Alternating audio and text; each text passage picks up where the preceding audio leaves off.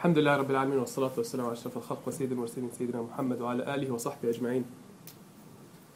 رب اشرح لنا صدورنا ويسر لنا أمورنا واحلل لنا عقدة من ألسنتنا يفقهوا قولنا. رب أدخلنا مدخل صدق وأخرجنا مخرج صدق واجعل لنا من لدنك سلطانا نصيرا. In the name of Allah, the Beneficent, the Merciful. May the peace and blessings of Allah Azza wa Jal be upon His Prophet Muhammad sallallahu alayhi wa sallam, and upon all of those who follow in his footsteps until the day of judgment.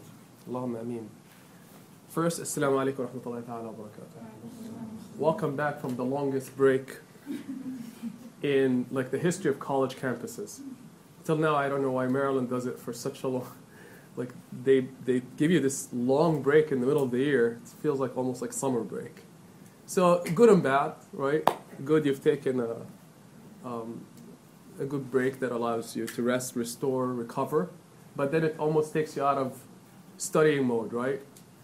But it feels, subhanAllah, it's been such a long time since we last met, last semester. And here you go, an evidence, a proof that time runs by us so quickly. And it's hard to believe it's been almost close to 2 months. But that's how all of life will appear when it's finally over. One of the biggest, most astonishing, most profound experiences we will get to taste one day is upon the removal of the veil from before our eyes, the veil that separates us from the reality of the hereafter, the next life. The veil is removed, and you're about to depart from this life to the next. The first realization that strikes you with vigor that is indescribable is the realization of how quick this life was. And this is vividly described in the Quran. But Allah, He says that on the day when they see the next life, they see this life as if it was nothing but an hour. In another day, in another verse, it says part of a day or a night. Imagine all of this appears like an hour. And imagine the subsequent realization of, how did I waste that? All this short life is what I was worshipping, what I was building my meaning around. An hour? And exactly that's how it looks. And that's why Allah says, I'm patient. If you were to know how quick this is, in comparison with the reality of the hereafter, the longevity of the hereafter, the perception of time in the hereafter, it's really, that's long. This is so short and tiny. That's what the Prophet ﷺ says, race. So today, dear brothers and sisters, we're going to talk about, inshallah, the most sacred act of our lives. I want you to think of all the things that you consider your life meaningless without. Where do we put our attention in life? What are the biggest things that we want to put our effort and energy on? Those are the things that are important to you. You know, a quick example is schoolwork, right? It's a vehicle to something you want to achieve in life. Your career. Perhaps somebody that you want to, you're invested in emotionally, and they're very important to you, and you want to dedicate your energy, for them because you want to build a relationship. Imagine the following, dear brothers and sisters. All of the acts, all of the things that inspire you, that move you, that you feel are so sacred that you're willing to spend your entire life on, pale, are meaningless in comparison with this most sacred act.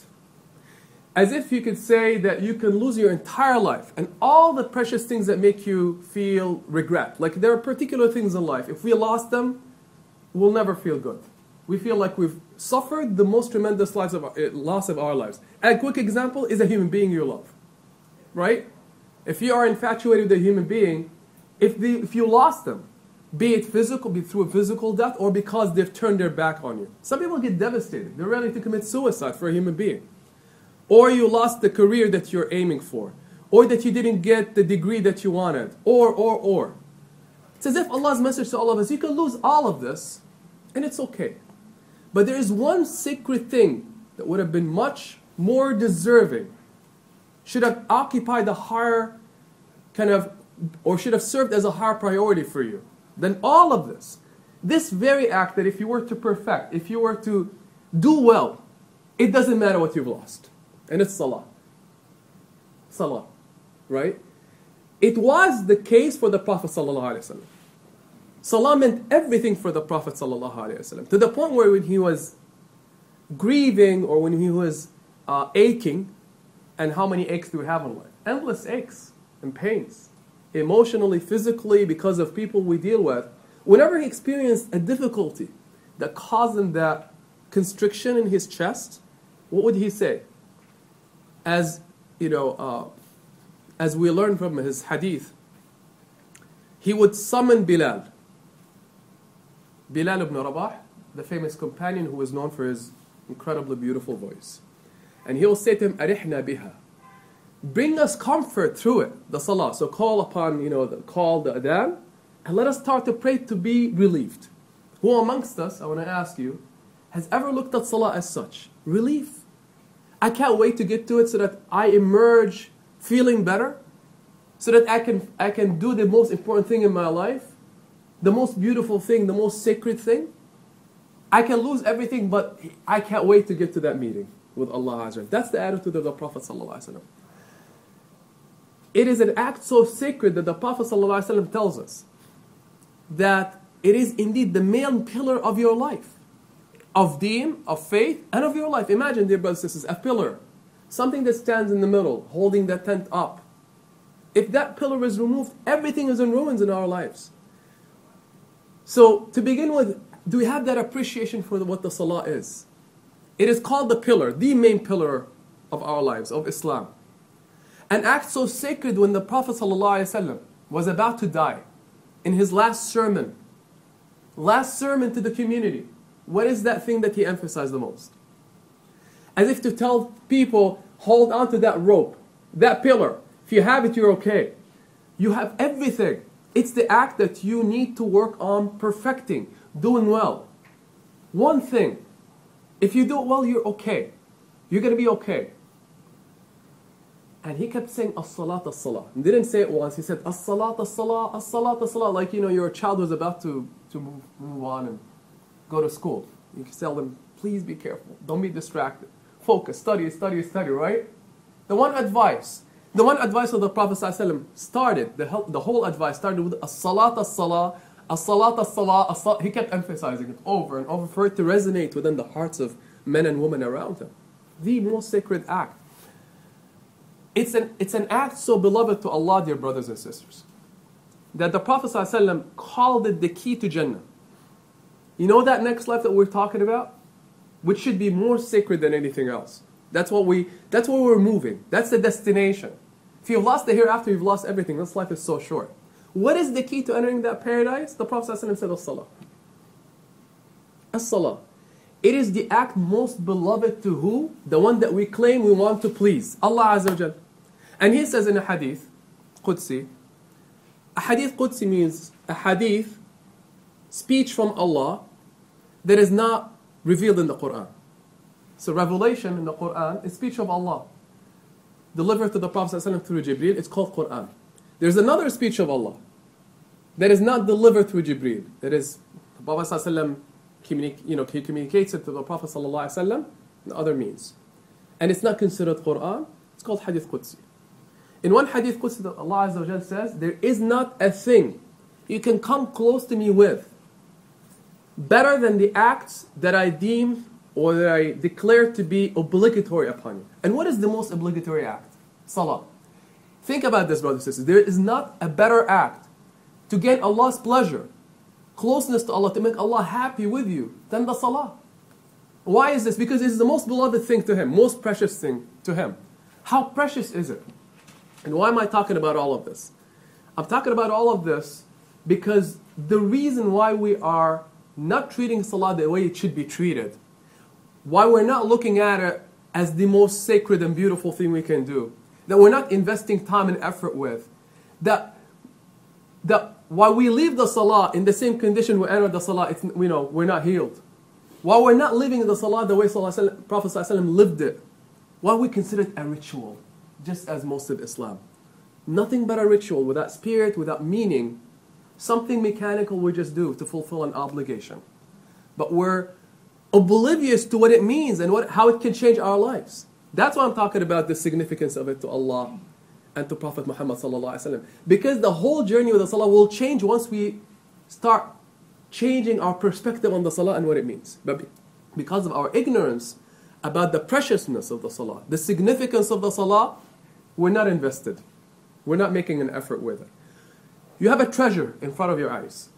It's a box, but you don't see what's in it. Are you going to go grab it? Or are you going to be distracted? Once you open it and see that it's a treasure, you're not going to look at anything else. By Allah, salah is the most sacred treasure of our lives. If you were to open the lid on it, the cover, and see what it's about and how it can change you, and it's the thing that you need the most in your lives, you will not want anything else. You realize what it means and you'll start paying attention. So it begins with understanding what the salah is about. And just to illustrate to you, and this is something very significant, dear brothers and sisters, Allah doesn't need us, nor does He need our salah. Allah is not great because of our glorification of Him. Like, we gain glory in life by virtue of what? People's praise. But are we really deserving? Are we really just intrinsically great? No. People look at politicians, actors, athletes. Why are they so great? Because we glorify them. At the end of the day, they might be struggling more than all of us, and they're not so great. They might be criminals. They might be the most inappropriate, they do the most inappropriate things in life. But why are they great in our eyes? Because others start glorifying them, so we think they're great. Does Allah need our glorification? Absolutely not. He is intrinsically great. Doesn't need our salah, our remembrance, or anything from us. Totally independent of us. And is not in need. But look at how sacred the salah is to Him, even though He doesn't need it. All the all the obligatory acts of worship in Islam, from fasting the month of Ramadan, from doing Hajj, to paying zakat, how are they revealed to us? Who can tell me? How did we learn about them being obligatory acts? Through what? Where did we read about them? Quran. So Allah delivered those acts to us, made us aware of them by sending Jibreel to the Prophet ﷺ, and it was revealed. And ultimately it became contained in the book. That's how it was. They're gifts from Allah, but that's how they were delivered to us. All of them were sent to us through revelation in the Quran except one act. What is it? Salah. Why is that? Very simple analogy. If you have a gift, and this gift is so special, and you want to give it to somebody, what do? How do you deliver it? It's precious, very expensive. Do you just put it in regular mail? No. Probably going to pay some extra money, put it through FedEx or something, right? What if the person you're delivering it to is someone special to you, and you really, this is the gift of that, whatever, birthday, or, I don't know, at something, some sacred occasion, or because you really want them to learn about your adoration of them through that gift. How would you send it?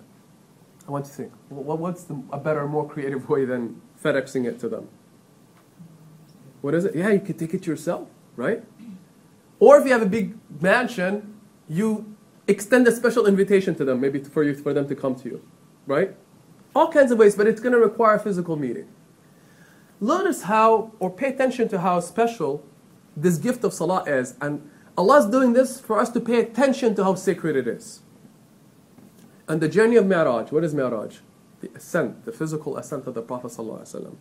The journey that began from Mecca, where the Prophet ﷺ was sent to Jerusalem at Al-Masjid Al-Aqsa through this special creature called Al-Buraq, on what's called the journey of the night, Al-Isra, where he was delivered or sent or traveled to Jerusalem, and from there a special ladder was extended for the Prophet ﷺ to the heavens, and he ascended physically.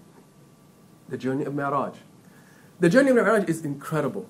I wish we can dedicate a whole session on it, because it can transform your understanding of this faith.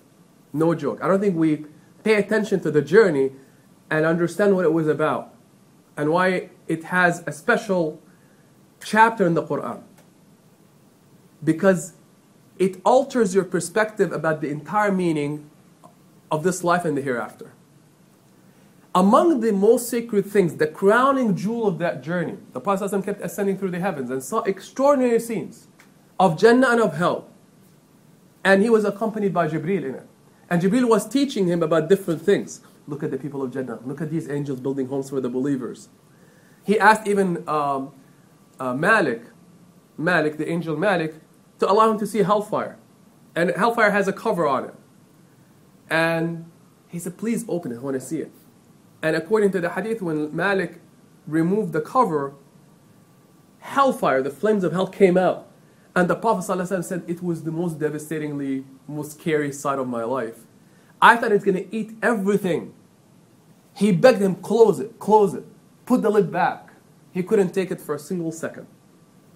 Incredible experiences. He finally reaches a point. It's called Sidrat al-Muntaha. The low tree of the final boundary. There is a boundary between here and the next life. So you go through the 7 heavens, and there is another boundary. And it's marked by a tree. So the Prophet ﷺ reached it with Jibreel. What is behind that? Nobody knows. What's behind that boundary is none but Allah. Even the angels cannot access it. So Jibreel said when they reached that line, you proceed, you will penetrate. If I cross that point, I will incinerate. Incineration, burn. He's not allowed to cross that point, and the Prophet ﷺ proceeded and went through that point, that boundary, and he was permitted to go in. No one knows how it looks like. No one has ever heard of something from that realm. Only Allah knows. So the Prophet ﷺ was permitted into a realm that nobody has ever seen. That's why he came back as a changed man. He saw that no one else has seen and experienced that which nobody else has experienced, including Jibreel alayhi salam and all the residents of the heavens. He said, I was immersed in a light, and it was a meeting with Allah Azza wa Jal. The scholars talk about, a lot about the question of whether he saw Allah, and the unanimous kind of agreement is that he didn't see Allah physically, but he was immersed in the light of Allah Azza wa Jal. And there was a meeting, a conversation between them. Before his departure, what does Allah give him? A special gift. Here it is. I took you all the way up, beyond the 7 heavens, to take back the Salah. Here's the Salah, take it back to your ummah. And there's a long story around how many it was, and the number it was reduced to.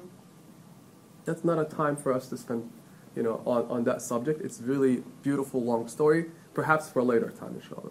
So the Prophet ﷺ came back to earth with a special gift, the crowning jewel of his journey, and it was the Salah. He had to be physically ascended to get it. And the simple message behind it from Allah to all of us is that if you ever want to ascend to me spiritually while you're living on earth, what do you have to do? Do the very thing that I gave to the Prophet ﷺ while he was physically there with me. Make sense? He gave it to him. He was in a journey of ascension, physically. He took back something from Allah that Allah essentially told him, this is Mi'raj al-Mu'min, the ascent for the believer, that indeed the purpose of it is to be with me every time they do the Salah, spiritually. I want to ask you a question. Do we feel like this when we are praying? That I've just ascended? That I'm in the same place that the Prophet ﷺ was in? None of us probably does, brothers and sisters, or maybe minimally. When was the last time you felt the sweetness of the Salah? When was the last time we really experienced joy? When was the last time we raised to the Salah and didn't want it to end? Dear brothers and sisters, just as the Prophet ﷺ met with Allah and received it, Allah's telling us, you're meeting with me every time you do the Salah. Except that when you meet with me anytime you want. Anytime you want to be there with me. For as long as you want. All you have to do is make wudu and come, and I'm there. I want to ask you, if you know that in a half an hour or 7:30, you're meeting a very extraordinary human being that you admire, the most important person of your life, a celebrity, a famous politician, historical figure, and you know they're coming.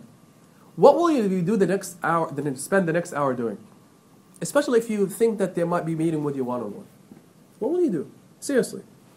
I don't know if you think much about presidents and so forth. A lot of people admire President of the United States, Obama, very significant person, right? And that person that is about to meet you is going to take a wish list from you. Things that they're going to do for you. What will you spend the next hour doing? First of all, taking care of your appearance, right? Perhaps after the realization I'm about to meet them, will you think of anything else but them? You'll think about, what am I going to say? How will I present myself? I don't want to be stuttering when they're there. You start preparing what you're going to say and think. You start thinking about what you want to think about or what you want to talk to them about. And thinking about how you're going to say it, right? Perhaps you have 5 minutes only. So you want to be short and to the point. Imagine the state of your heart, of your soul, of your mind. How will it be? Your brothers and sisters, every time we come to the salah, it's a meeting not with a celebrity or your most admired person, the one that you think can save you in this life. It's a meeting with the creator of the heavens and the earth. Literally, you're meeting with Allah Azza wa Jalla. That realization by itself will alter the entire experience of the salah. So why is it that we're not living it the way the Prophet ﷺ lived it? Because we do not recognize whom we are what? Meeting. So we don't realize, we take him for granted because he's so generous and kind with us. And he doesn't remind us about his generosity. He doesn't, kind of keep talking to us about it. He's just generous, naturally generous with us. And we're not looking at him or thinking about him and thinking of the grandeur of Allah. If I tell you somebody significant is coming, you automatically think of their status in life, their greatness. Well, Allah trumps all greatness. He possesses the perfect attributes. He's grander than anything. He calls himself Al-Aliyyul Azim, the highest. Higher than anything you can imagine in his esteem, in his status, in his essence. Perfect. The one who really deserves glorification. The one who can fulfill all of your needs. We're just forgetting all of these meanings when we come and pray. And by the way, that's why we learn about the names of Allah. In the hope that we start appreciating who Allah is to us. He's more merciful with us than our mothers. Who holds in his hands everything that will mean anything to you. The keys to your provision, to your sustenance, to your growth, right? To you feeling good. Who holds within his hands where you're going to end up as well. Success in this world and the hereafter. Are we thinking about those meanings? Once you start thinking about them, your entire experience of the salah will change. Indeed. So remember what the meaning of that salah is to Allah. And what is the purpose behind it? That's another thing we forget. Why did Allah mandate for us to do the salah? Is it because He loves for us to see us just doing work? Just because He wants to do, take us away from whatever important thing that we're doing? It has a specific purpose. Elevate you. How? He says in the Quran, وَأَقِمِ الصَّلَاةَ لِذِكْرِي. Establish prayers for my remembrance. So there is a deeper thing that has to be taking place in our salah. Remembrance of Allah. So the question I have for you, while we're reciting the Quran, while we're glorifying Allah in the salah, in the bowing and the prostration, are we really, are the hearts remembering Allah and are in awe of Him? If that's happening, you've achieved the purpose of the salah, to connect with Allah. Spiritually and in your heart. Connect. Think about Him.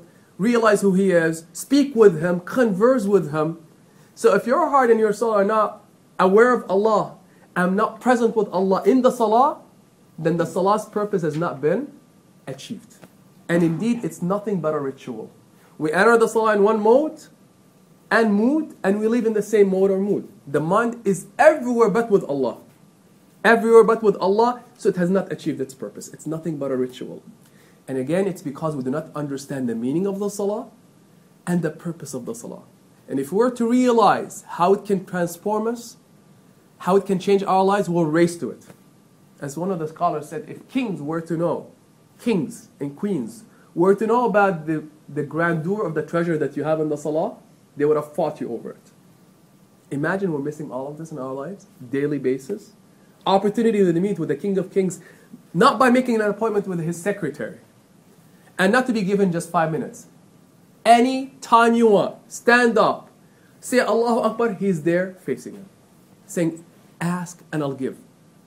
But it's going to happen through an internal kind of state of awareness of Allah Azza wa Jalla. If that is not occurring, then nothing has been achieved in the salah.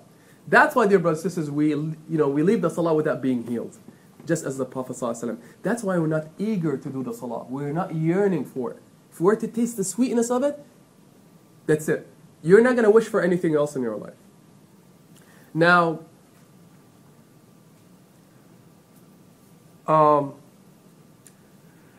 notice what Allah Azza wa Jalla says in the Quran. قَدْ أَفْلَحَ الْمُؤْمِنُونَ. الَّذِينَ هُمْ فِي صَلَاتِهِمْ خَاشِعُونَ. Indeed, the believers are successful. What are their qualities? The first quality he mentions is what? Those who are in their prayers what? Tranquil. They're very tranquil in their prayers. They're in a state of concentration. So I want to ask a question. Is khushu'? What is khushu' again? Tranquility, concentration, focus on the salah. Is it the objective? So we sometimes talk about khushu' as if it's the objective. You need to have khushu', right?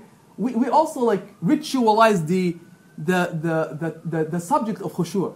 You need to have khushu' as if you have to just force yourself, and if you were able to just concentrate, right? You've achieved the purpose of the salah. We've trivialized the notion of khushu' and thought of it as an end. It's not an end. What happens when you're in a state of composure and tranquility? What happens to your mind? Focus or lack of focus? When you're composed, you can think better. You can focus better. So what do you think khushu' is supposed to do to you? Why are we seeking that state of khushu'? Internal composure. I want you to think about the objective of the salah and how it's related to it. What does it allow you to do? If you have khushu', means focus, composure.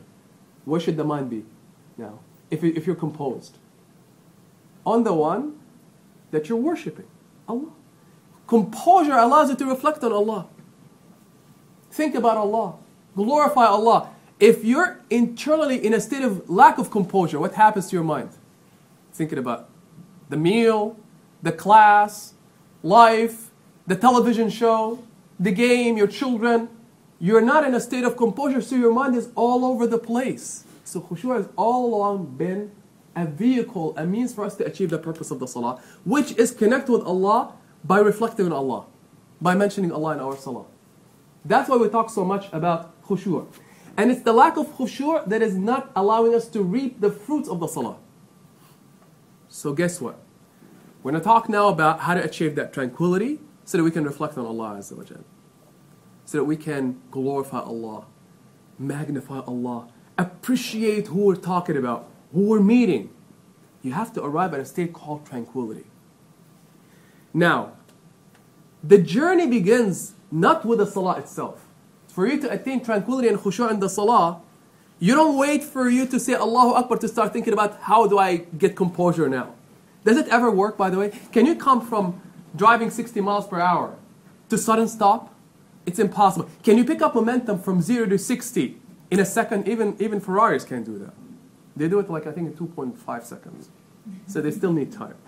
Or Lamborghinis. Nothing can go from 0, even a rocket. It still needs at least a fraction of a second. Or a second. So you need some momentum time for the momentum to build.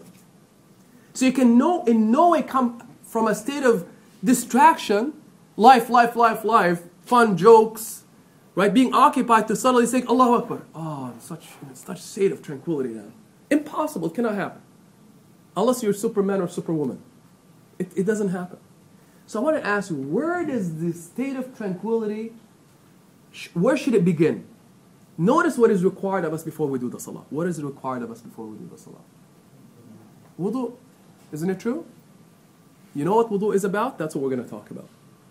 Wudu all along has not been about cleansing yourself physically. It's about putting you in what state of mind? Focus, so that you start thinking about who? The one you're meeting. To put you in a state of khushu' from then, so that when you come to the salah, you're ready. You don't meet an important person by just showing up. You go get yourself ready mentally, physically, emotionally. You get yourself, as I said, even in your appearance. You're concerned about how they look at you. You don't think about anything else before the meeting. Wudu is supposed to deliver you to that state.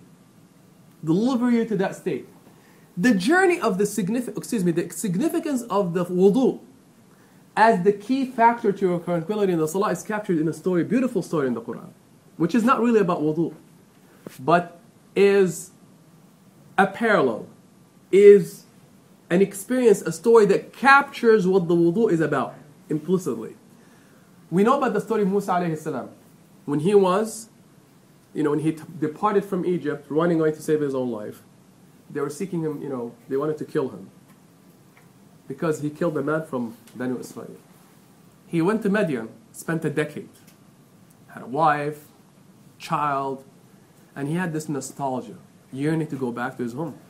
So he went back home. He's not yet a prophet of Allah. Not yet a prophet. On his journey back, and this is a story mentioned in the Quran, Surah Taha and other places. In the middle of the night, they get lost. Him and his family. They have no idea where they're going, how to find the way. Suddenly he sees a fire, a light coming from a tree at a distance. So he tells his wife and his child, wait here, I'm going to go check it out. Check out that source of light. Perhaps we'll find our way. So he comes to it. He comes to that spot where the light is and it's emanating from this tree. And it's not too intense and not too dim, the light. As soon as he sees it, what does he hear? A voice. But whose voice was it? And he realized it right away. Voice of Allah. Who greeted him by calling with his own name. He said, Ya Musa. O Musa, inni ana rabbuk. I am your nurturer, your Lord. He's introducing himself to Musa. Allah in his grandeur introduces himself. O Musa, I am your Lord. What is the next instruction? I love this. I never understood the meaning behind it.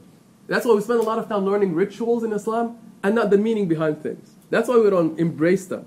He says, Musa, take off. The first instruction wasn't to do anything else, but to say, mention me, greet me back. No. Take off your shoes. Why? Allah says next, إِنَّكَ بِالْوَادِ الْمُقَدَّسِ طُوَى. You are in a sacred valley called Tuwa. Sacred valley, sacred space, sacred land. Now, why was it significant for him to take off his shoes in the middle of the night? Multiple meanings. As if Allah wanted his feet to touch the sacredness of the ground. But what happens when you physically take off your shoes? It's a physical act to signify what? The sacredness of what you're about to experience. You're meeting Allah. So at a minimum, not that the shoes are important, right? It's not. It's shoes. Not like they're dirty or anything. It's the middle of a desert. You're in a desert. You need to take off your shoes? Really? Right? You're going to dirty the desert? It doesn't really, if you think about it physically, it makes no sense. But Allah wanted him to do it. For him to appreciate the sacredness and the grandeur of the moment. You are meeting your Creator. Take off your shoes. Very simple. Now, what is the shoe symbolic of? First, you had to do something physical to appreciate where you're standing. It's just as you know, you're in an interview, you wear a suit. Right? Wear something nice. Before we come into the musalla, we're supposed to do a few physical things. Even though, if you really think about them, they're not that necessary. Right? Let's say there's no carpet, we'll still probably take off our shoes. So Allah's saying him, take off that shoe. It's a physical act to remind you of something. Again, the awareness of what you're about to encounter. Sacredness of the space. But again, what is the shoe symbolic of? When you take off your shoes and you throw it back, it's symbolic of what? Throw behind you what? It's something physical, right? Because you're about to enter a sacred space, as if Allah is telling him, take off your shoes and the shoe wear. Excuse my language. The distractions in your heart and in your soul and in your mind. Like all the shoes of life that are stuffing us, that distract us from realizing the sacredness of what we're about to do. So the shoe becomes symbolic of all of life. Take it off. You're about to meet someone far more significant than anything that distracts you, including your own family and children, and spouse and job, everything. Take them off. How does that translate in physical worship to Allah? What do we do before the salah? We do wudu. The wudu becomes a tool to purify you from all the distractions that can diminish your presence. And notice, indeed, in the masjid, we take off our shoes every single time. But are we thinking about what we should be dumping before we enter the space? No, we're not. Because it became a ritual. We don't think about it. It's a thoughtless act. So the shoe became something thoughtless. We don't think much about its meaning. And the wudu lost its meaning. So what is the wudu about? Purify you mentally and emotionally to get ready for the salah. It's the gateway to the salah. The gateway to the salah. Indeed, the scholars say the following. Whoever has a present heart in the wudu and composure in the wudu has what? Present heart and composure where? In salah. And whoever does not have a present heart in the wudu will not have present heart or composure in the salah. So do you see where the journey begins? With the wudu. Plain and simple. If we've lost the connection with the wudu, we've lost the connection with the salah and we're not ready for salah. That's why Allah has us do the wudu every time. That's the purpose of the wudu, brothers and sisters.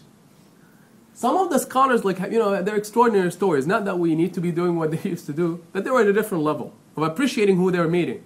Zayn al-Abidin, Ali ibn Hussein, the grandson of the son of the grandson of the Prophet ﷺ. His face used to turn yellow in wudu. And they used to ask him, look, what's wrong with you? He said, you understand who I'm meeting? I'm meeting my Lord. Turn yellow. Imagine you're about to meet the most glorified king on this earth. His face used to turn yellow. Many of the scholars and the righteous predecessors, when they made wudu, they wouldn't talk to anybody until after the salah. Only returning the greeting. That's it. No matter what you ask them. They don't want to be distracted by anyone. They're thinking about the meeting with Allah, the grandest, the most glorified, the most beautiful. And the significance of that meeting and needing to be present with Allah Azza wa Jal. How significant is wudu? Is something illustrated in a beautiful story that captures the wisdom of the predecessors. One of the teachers of Imam al-Shafi'i, something we don't hear, was a woman. Her name is Sayyida Nafisa. Nafisa is her name. They call her Sayyida. What's the master woman? You say master for a man. What's the master for a woman? What is it? Yeah, it becomes right. I thought I was like, wait a minute, that's not what we use mistress for. But you get the point, right? The woman master, Nafisa, one of his main teachers, a scholar by the name of Nafisa, taught al-Shafi'i. When Shafi'i passed away, Imam al-Shafi'i passed away, they came and delivered the news of his death to him. What did you know what she says? Rahim Allahu al-Shafi'i. May Allah Azza wa Jal have mercy on Muhammad ibn Idris. Muhammad ibn Idris is his name. May Allah have mercy on Muhammad ibn Idris. She's one of her students. I mean, imagine having a Shafi'i as a student, and imagine her status. She made dua for him by saying, may Allah have mercy on Muhammad ibn Idris. He used to be a man who, complete the sentence. What are you going to talk about? His scholarship, how he changed the ummah, how he impacted the ummah by spreading knowledge, by teaching people. Those are the markers, the significant achievements of a Shafi'i. What is his teacher mentioned as the most significant? None of this. She says, may Allah have mercy on him. He used to be a man who perfected his wudu. Imagine it's one of the things that stood out in her mind as the most significant. Scholars say, dear brothers and sisters, if you knew how to enter into the meeting with Allah by doing your wudu well, just do your wudu well. Then you're going to know how to do everything in life well. Can you imagine? Wudu. How much about wudu do we know? And how much of a ritual has it become? One of the greatest dangers in Islam is to learn the form and not the essence.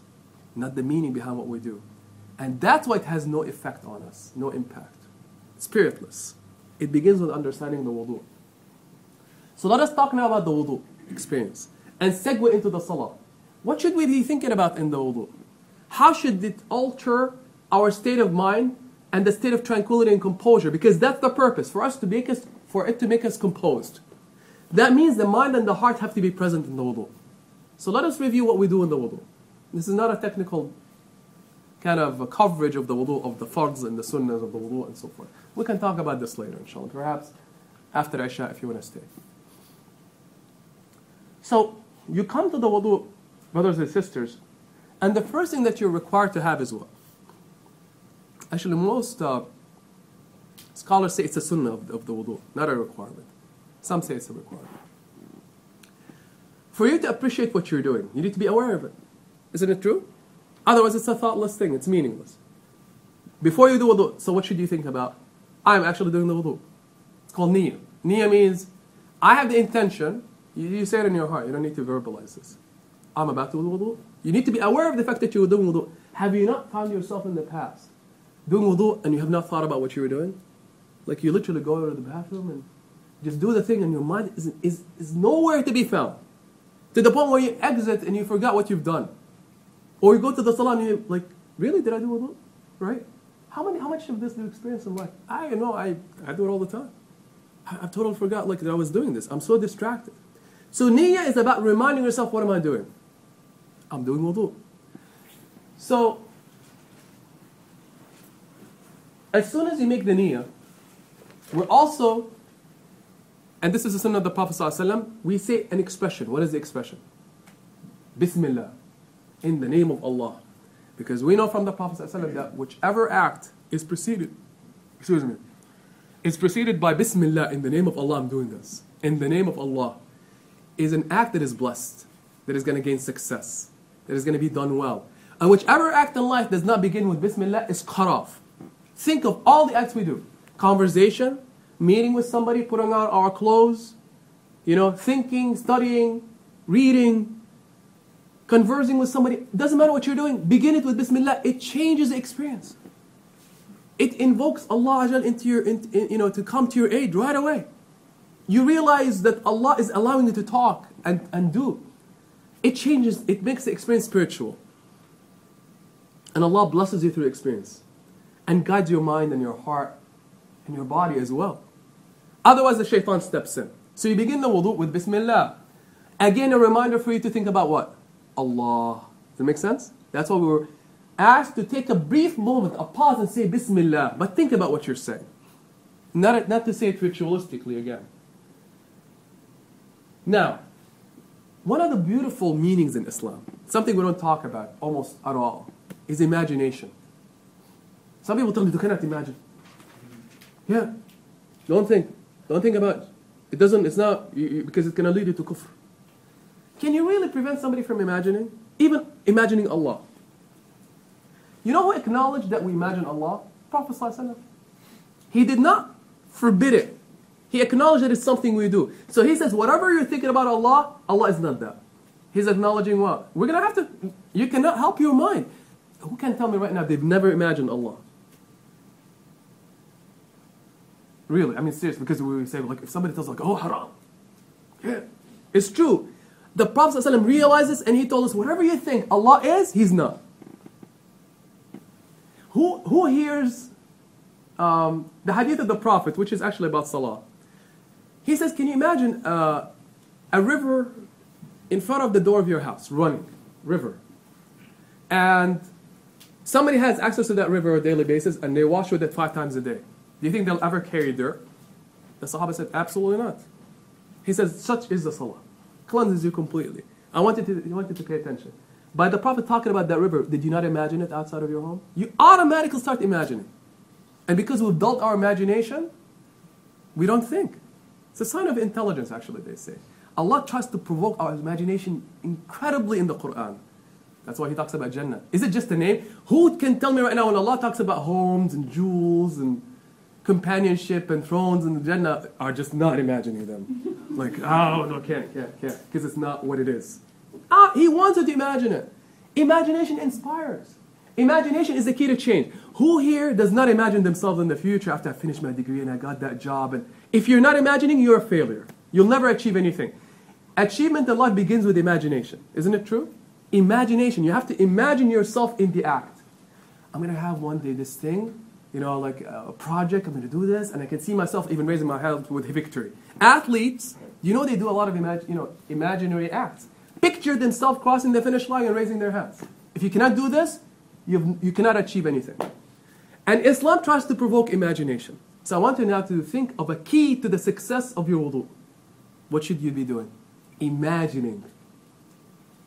Being aware of what each act that you do in the wudu and imagining things with it. And if you're not able to think and imagine as you do the wudu, you're not going to derive much. And yes, there I say imagination. So what I'm going to suggest to you right now are thoughts that should accompany each act. And to the extent that you're able to think about things and imagine those acts and what they mean, and your wish list with them, to the extent that you can have composure in the wudu. Make sense? So let's begin with the acts one by one.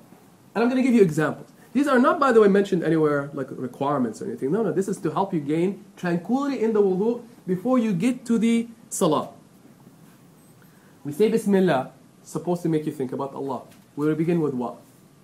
Sunnah of the wudu, washing your hands, right? So you cross your fingers, you know, there are a lot of technicalities with this, but, you know, we do our hands 3 times, right? What should you really be thinking? Why is Allah having you wash your hands? The Prophet ﷺ taught us that. What is that about? Like, is it really what is going to allow you to come and meet Allah? Wash your hands, right? It might be clean already. It is supposed to be bringing a state of mind to you. Allah specifically mentions situations in the hereafter about your hands. Imagine if you can project yourself into the hereafter by imagination as you do the acts. What should you think about when you're washing your right? Mention to me one thing in the Quran about the right hand. And it's going to change how you wash your hand from now on. What is it? Jazakallah khair. One of the most incredible experiences in the hereafter is that you're going to see books, the records being thrown, flying down on people. All of creation. Each person has his own book. And that book is going to fly into your hand. Allah says in the Quran, whoever has the book received in their right, they've succeeded. They've conquered the obstacle. They're among the people of Jannah. Imagine how much your heart will be trembling out of fear that it will land in the left. Imagine as you wash that right hand, internally make that dua, that wish that, oh Allah, make it receive the book in my right. Will you be rushing through the hand as you do it? I bet you're going to be slowing down. From a physical posture, from a physical motion, it's going to take you to a spiritual realm by imagination. Make sense? Now as you wash your left, oh Allah, don't make me receive my book in my left. Right now you're in a state of khushu', state of composure. What else will you be doing with your hand? One of the things you're going to be just dying to do before Jannah, you're going to be shaking hands of someone as a believer. Who is that? In the best meeting aside from meeting Allah. Prophet Muhammad ﷺ will be waiting for the believers at the fountain, on a pulpit next to his fountain called Al-Kawthar. From the river of Kawthar, it ends in a fountain, in a basin. And there is a pulpit next to it, and the Prophet ﷺ is standing on it, calling the believers to come. Imagine now as you come to him and you greet the Prophet ﷺ, and now you're washing your hand, you're picturing it shaking the hand of the Prophet ﷺ. You're saying, oh Allah, make it a hand that shakes the hand of the Prophet ﷺ. Right? How will that alter the meaning of that motion? Completely, brothers and sisters. You go to your left, and you do the same thing. Where do we go next? Every act has meaning. Has meaning. If you strip your imagination away from it, it's dull, it's meaningless. You rinse, you pour, or put water in your mouth, and you rinse it out with the water, right? 3 times. You spit it out. You put back, you rinse. Imagine how quick we are with that act. Like, the water doesn't even stay in the mouth. We're like racing to finish. Imagine as you put the water in your mouth. You imagine what? I want you to tell me about something imaginative you have. From the hereafter. What do we also promised as believers in the hereafter? Once you greet the Prophet ﷺ, what is he going to do? What is it? Yeah. Give you a drink. And the basin has cups in it. And the cups are as numerous as the stars. It's not a normal basin. Once I saw basin, didn't you imagine a basin? Right? You're probably thinking about basin like in bathroom or whatever. Or bigger, or it's gold, whatever, right? It's not like anything you imagine. But we imagined it. Nobody can prevent you. Nobody can lock that thought in your mind so you can't think it. It's a basin. Unlike anything you've seen. The water of it is as white as snow.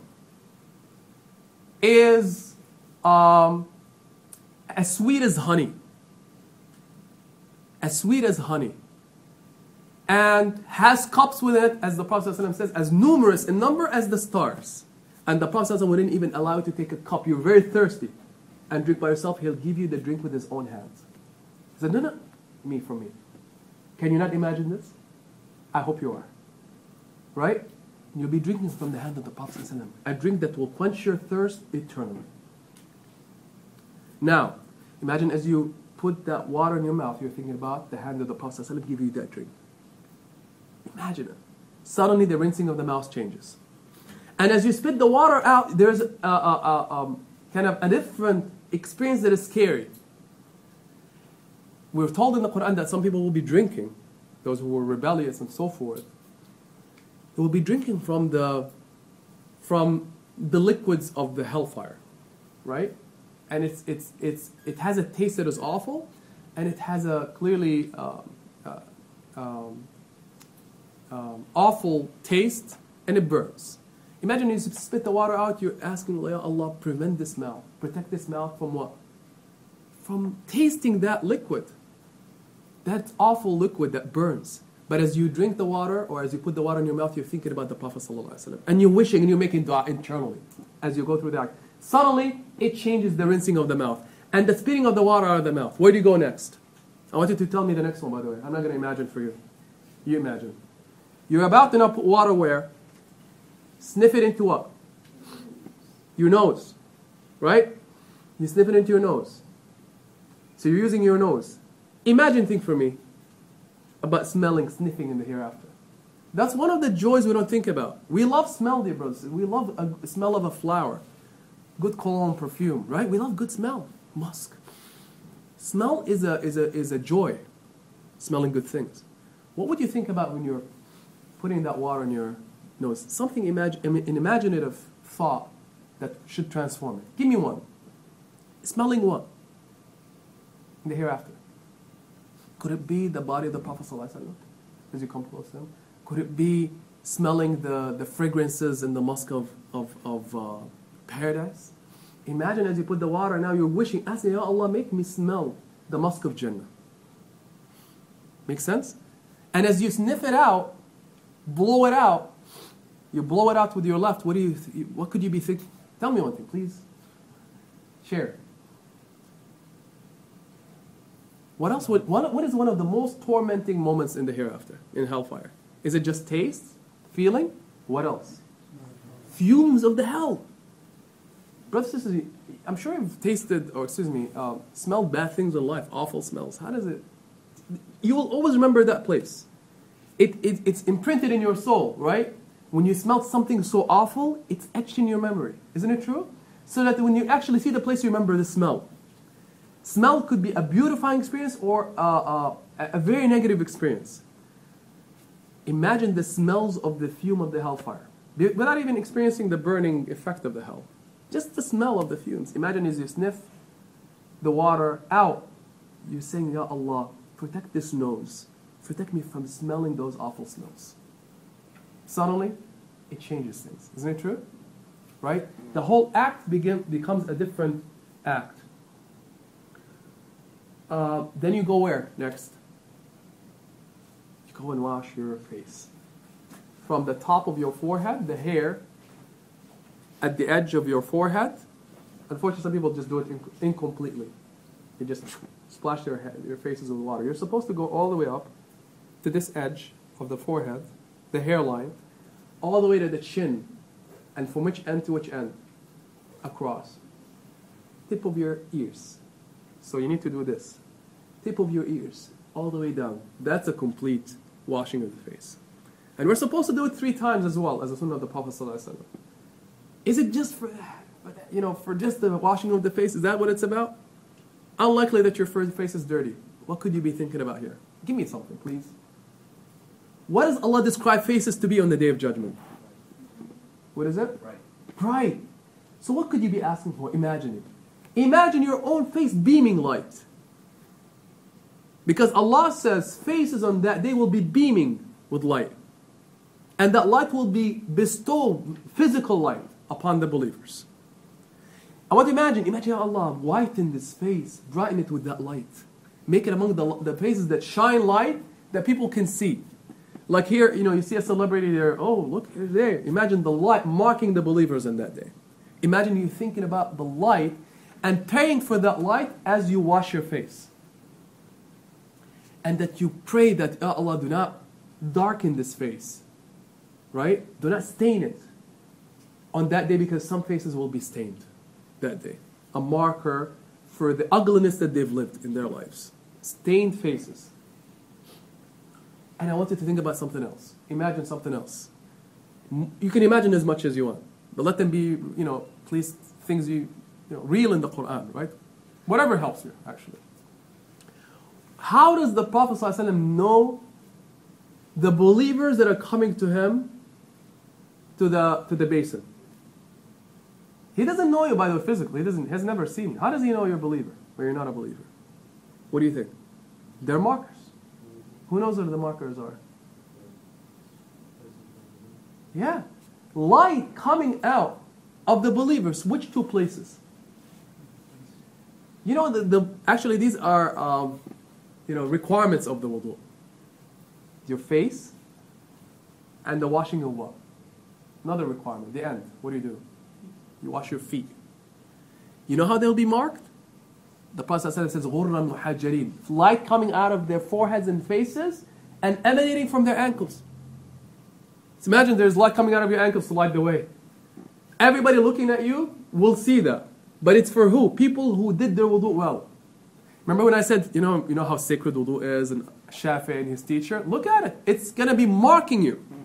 And the Prophet ﷺ will see you, say, you, come. He sees the light in the two places, shining. And these are the signs of honor. Badge of honor for the ones who did the wudu well. SubhanAllah. If you glorify wudu and you see it as a sacred thing and you think, Alhamdulillah, Allah allowed me to do the wudu. Ya Allah, like the most sacred of acts.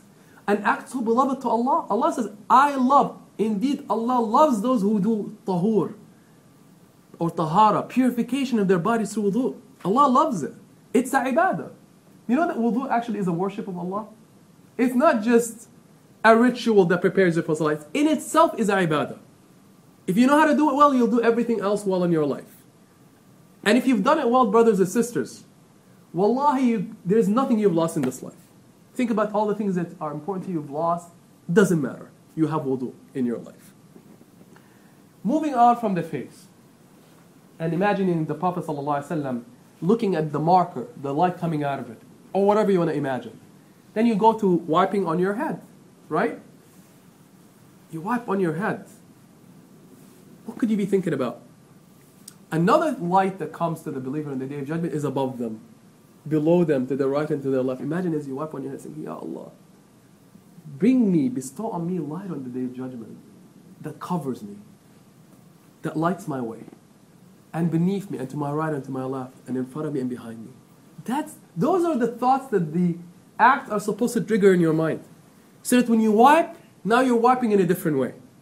It's no longer a spiritless act, just a physical act, without meaning or purpose. And you're going to enjoy doing it. Wallahi, brothers and sisters, try it the next time you go to do wudu. And just expand your mind and heart as much as you can. Then you go and wipe on your ears, right? Again, when we talked about the sense of smell, right? Sense of taste. What is this? What sense? Hearing. Among the joys of the hereafter, hearing specific voices. And among the torments of the Day of Judgment is hearing other forms of voices. Talked abundantly about in the Quran. As you wipe on your ears, what could you be thinking about? Imagining. Please tell me one. Say something. Anybody. Voice. Imagine just hearing, oh Allah, make these ears hear the voice of the Prophet ﷺ. Oh Allah, make these ears, as I enter Jannah, by your permission and mercy, hear the greeting of the angels, Salamun alaykum. They'll be greeting you with Salamun alaykum. Enter. May you be purified. Make those ears hear it. And I'm washing, Ya Allah. And you testify to what I'm doing out of love for you. Make them hear those. And do not make them ears that hear the contrary call. Remain in hellfire forever. Or whatever. Or you're doomed. Imagine just hearing those terrible tidings that you're not making it. Or that you've received your, the book in your left and you're going to hear subsequent calls. You're going to be dragged to a meeting with Allah that will embarrass you. Imagine that. But imagine the caller telling you, so-and-so by name, the daughter of or the son of so-and-so, come to meet Allah Azza wa Jal. He's happy with you. Imagine hearing that, brothers and sisters. If you hear that, it's over. Or imagine you at the time of death being greeted by the angels who will fill the horizon in front of your eyes. In front of your eyes. That's the first thing you do before the angel of death comes and strips your soul away. And imagine them looking at you and their with their bright faces and they're greeting you. Imagine those ears hearing that. Glad tidings, all right, you know right away you're going to Jannah. You don't wait until the day of judgment to figure that out. Right away. Relief and comfort from Allah Azza wa Jalla. Then another sunnah of the Prophet ﷺ, sunnah, this is not a requirement of wudu, is to wipe on your neck. Imagine as you do so, you're thinking, oh Allah, protect this neck. From what? From hellfire. That's actually one of the du'as of the Prophet. Save our necks from the hellfire. And then you go left foot to the left, to the right foot to the left foot, and you wash your feet up to the ankle. What could you be thinking about? What's special about the Day of Judgment and feet? Where is one place in the hereafter where walking is going to be a big deal? It's crucial. It can deliver you or or you can stumble and you're in trouble. Where is that? Where? Sirat. That final bridge, after you've gone through all the motions, all the stages of the hereafter, and all that remains is Jannah, paradise or hell, there's a bridge that is struck over the hellfire. It's called as-sirat.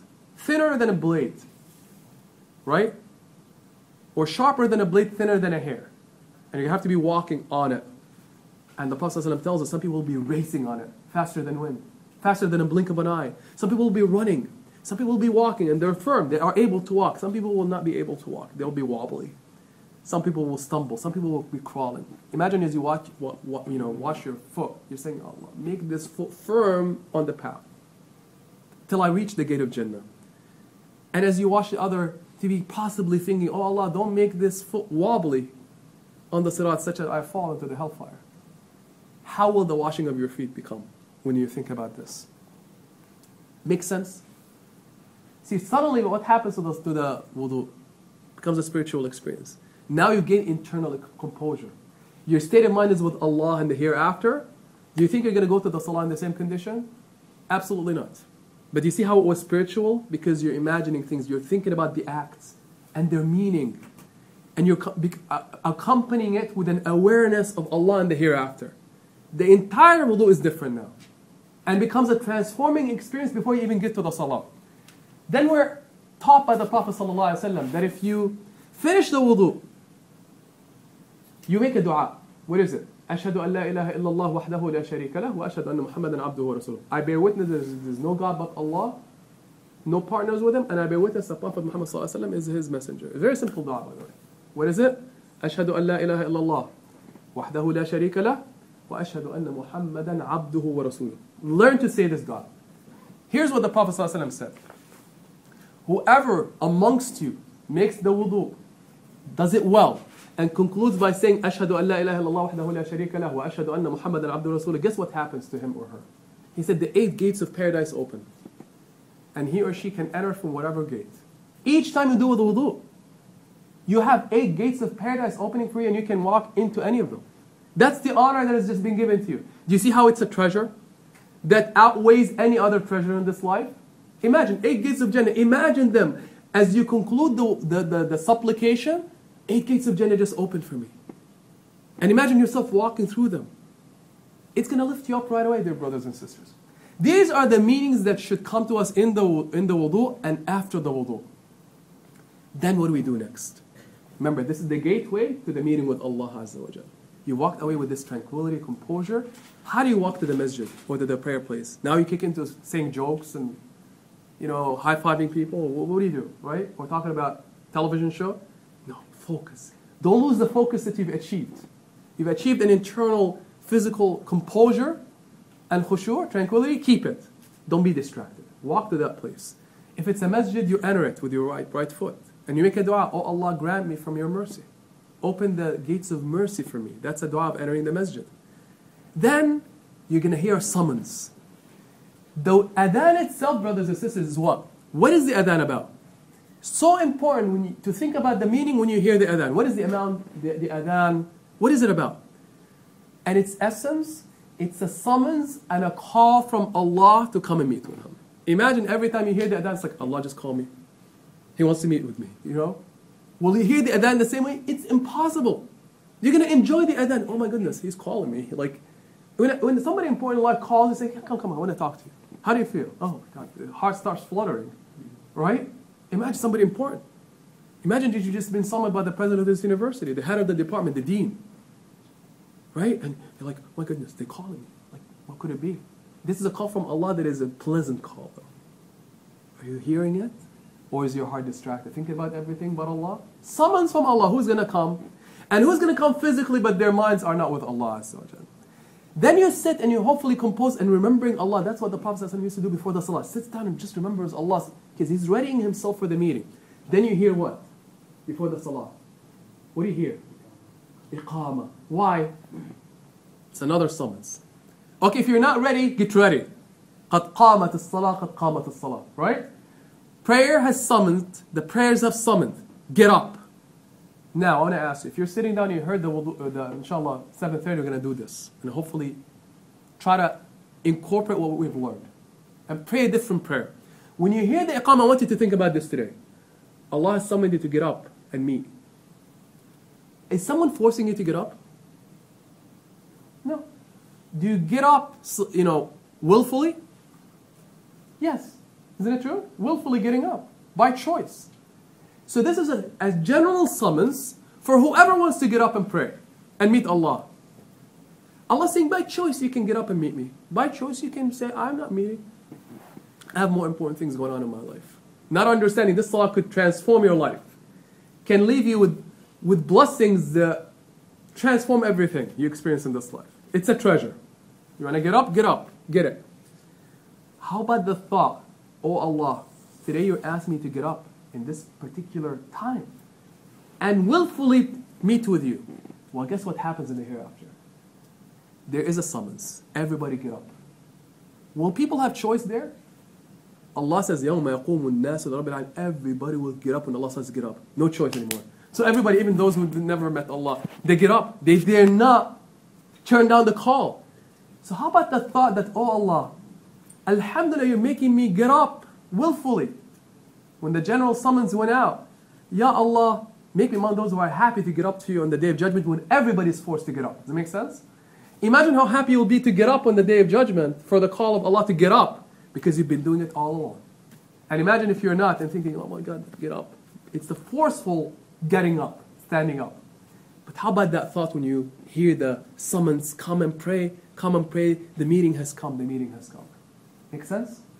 You see how your mind is now being put internally in a state of meeting Allah Azza wa Jalla, in a state of presence with Allah. That's what we're talking about. State of presence with Allah Azza wa Jalla. Now, after the iqamah, inshallah, we're now going to describe the salah and wrap up with this. Because everything thus far has been building up for us to meet Allah. What does the salah begin with? Allahu Akbar. Something very important for you to understand. For you to be aware of, and in case somebody asks you. Why do we do it physically? Everything. Notice the first act we do, raise your hands. Back and you say Allahu Akbar. Why couldn't you just say Allahu Akbar? Just say it. Why do I have to raise my hand? Remember this rule. In Islam, there are spiritual acts and physical acts, and they're wedded. Why is that? Remember when we said we're going to do the wudu? The wudu, does it really cleanse you? But it's physical acts. What should the physical acts have? Meaning. So the physical acts is a reinforcer. And everything in Islam we do it with both. Physically and spiritually. Subhanallah. Notice any act that you don't do it doesn't involve, so of course you can make wudu internally and remember Allah. But where physical motions are involved, it's a stronger act. If you're aware of the meaning and remember the meaning. Make sense? So we call with our hands, raise our hands saying Allahu Akbar. And physically it's supposed to remind you about what? Allah is indeed greater. Greater than what? Everything. So it's a reminder to yourself, be honest. You're saying it verbally and with your hands. Is your heart saying Allah is greater or not? That's why we verbalize it and raise our hands.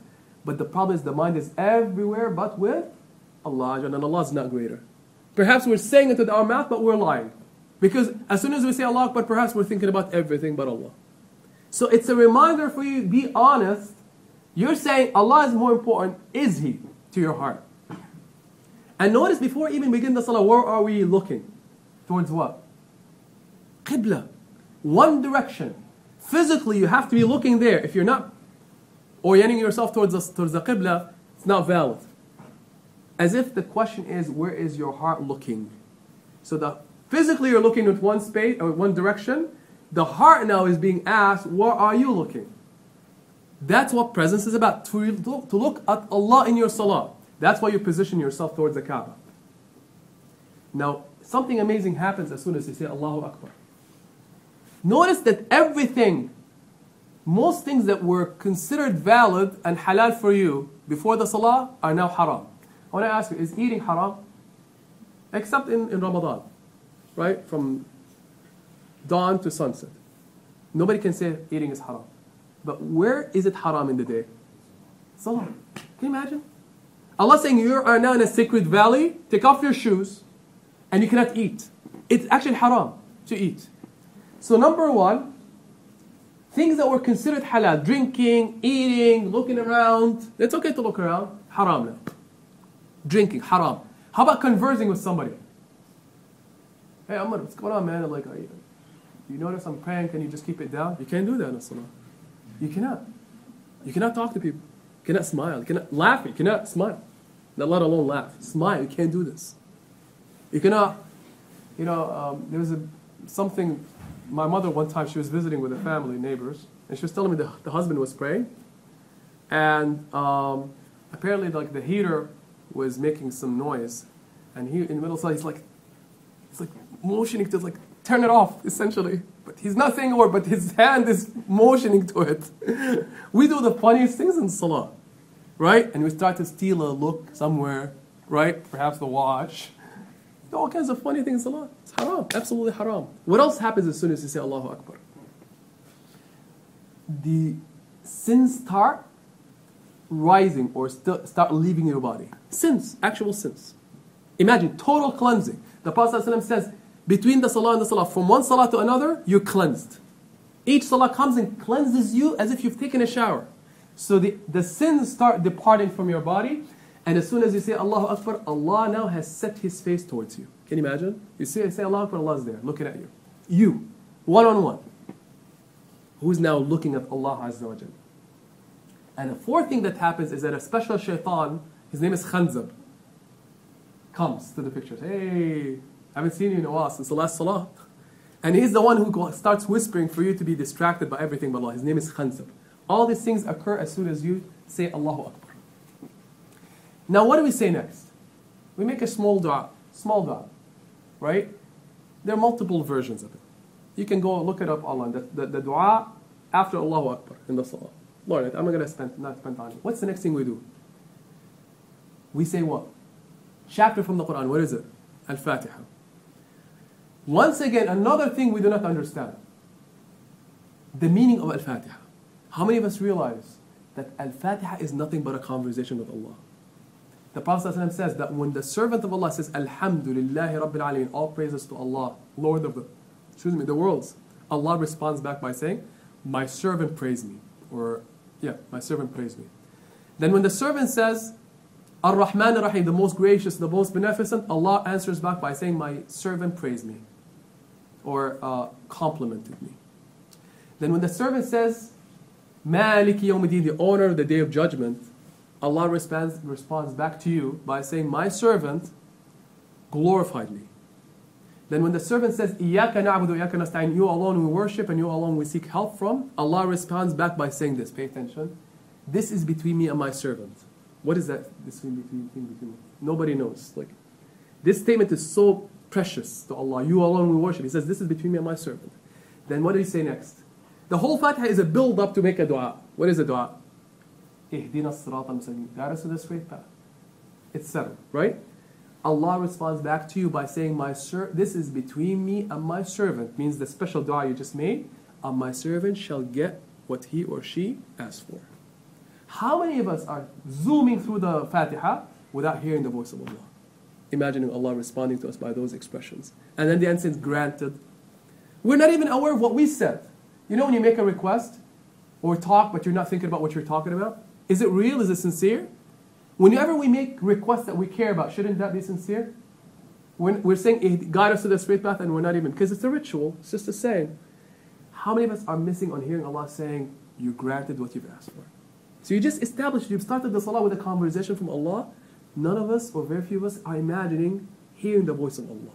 imagining, thinking about it. If you do this, Al-Fatiha is different. And what a way to start the salah. Then we say short passage from the Quran, few verses. Then what do we do next? We do the ruku', bowing. What is the bowing about? Again, we do it ritualistically. It's nothing but a demonstration of humility to the Great One, Allah. So you say, I'm going to put my back down only for Allah Azza wa Jalla. Yes, I bow, but it's only to Allah. Symbolic, beautiful. It's a physical act that it should be accompanied by, is Allah really great in your heart? Or are we just saying, Subhana Rabbil Azim, Subhana Rabbil Azim, Subhana Rabbil Azim, but really He's not great. You've just humbled yourself before the Lord and glorified Him in your heart and with your mouth. Glory to Allah the Great, glory to Allah the Great, the Magnificent. And indeed, thinking about, reflecting on the grandeur of Allah. To be in a state of awe as you say, Subhana Rabbil Azim. And now you're making expressions that are the speech of the angels. Allah is allowing you to say expressions. Subhana Rabbiyal Azim. Who says this expression? Angels. So imagine the company that you're with right now. The company of the angels, the company of the heavens. To say that expression is such a sacred expression. Then as you get up from the bowing, what do you say? Sami'a Allahu liman hamida. What does Sami'a Allahu liman hamida mean? Who can tell me? Who knows? Allah hears the one who praises Him. That's what Sami'a Allahu liman hamida mean. What does that tell you? Then we say, Rabbana wa lakal hamd, O our Lord, to you belongs all praise. What was that about? Why are we saying it? You're saying to yourself, Allah hears the one who praises Him, so praise be to Allah. What is that an alert to you to do what? Pay attention, Allah is hearing you. So wherever you get distracted in the salah, you say an expression that reminds you Allah is hearing you. Allah is looking at you. You notice that? You see, you keep saying Allahu Akbar, Allahu Akbar, Allah is greater, Allah is greater. So that if you're ever distracted, the expression reminds you of who you're talking to. So you say, Allah hears the one who praises Him. O our Lord, praise be to you. And you're supposed to be thinking, Allah just heard me. And it's so precious to Allah Azza wa Jalla. Then you stand and you pause a little bit. You don't just from one act to another racing, because that means you have no tranquility. And remember, if you get physical tranquility, you will get spiritual tranquility. And one more thing I forgot to mention. After we say Allahu Akbar, where are we supposed to look? Ground. Don't look around. Ground, the spot where you're prostrate. And what do we do with our hands? Why do we do this? What's happening to the body? Normally, the body is all over the place. Just look at people playing or messing around or just having fun. Their body is all over. Can you imagine yourself studying in that state? Just moving around, right? Dancing? You can't. What do you do with your body when you're studying? You really come to rest. Whatever you need to spend your mind thinking about something serious, you try to compose your own body. Because you cannot think when it's moving and it's not composed. So what do we do in the salah? The eyes shouldn't be looking at anything because it distracts you. Look down. And out of humility to Allah, I'm looking down. Then the body, the hands, you're wrapping them, folding them. What does that show you, that condition? Here it is, very simple. When I put my hands either like this, or I'm standing like this, how does that compare to this? What is that? What happened? Like, what is this symbolic of when you do this? Yeah, and what else? You're wrapping them. They don't belong in anything. It's out of what? If I'm looking at somebody important, how do you just puff up your chest and you don't do this, right? You just try to humble it, especially if they're important. We learn from our parents. Just be respectful. Sometimes you don't look them in their eyes. Just be respectful, right? This is a symbolic act to signify what? Reverence for Allah Azza wa Jalla. Totally composed physically, and the more tranquil and reverent you are at this point, the more Allah is aware of you and there with you. But this wrapping of the hands composes you physically. They're no longer in an uncontrolled state. Composed. And I'm looking down, and hopefully the body is restful. You see sometimes people praying, they're fixing their hats and this, right? Doing everything. That's lack of composure. The heart cannot be present and be composed if physically you're not composed. That's why in the salah we do acts that compose us. Very significant to think about. So as you wrap your hands, think, I'm in front of Allah. Ya Allah, look at me. I'm It's my etiquette with you, my courtesy, my respect for you. Here I am. Imagine being aware of just that thought. It changes how you even view this wrapping of the hands. It's no longer just a ritual, some obligation. No. It's about the etiquettes in standing in front of Allah Azza wa Jalla.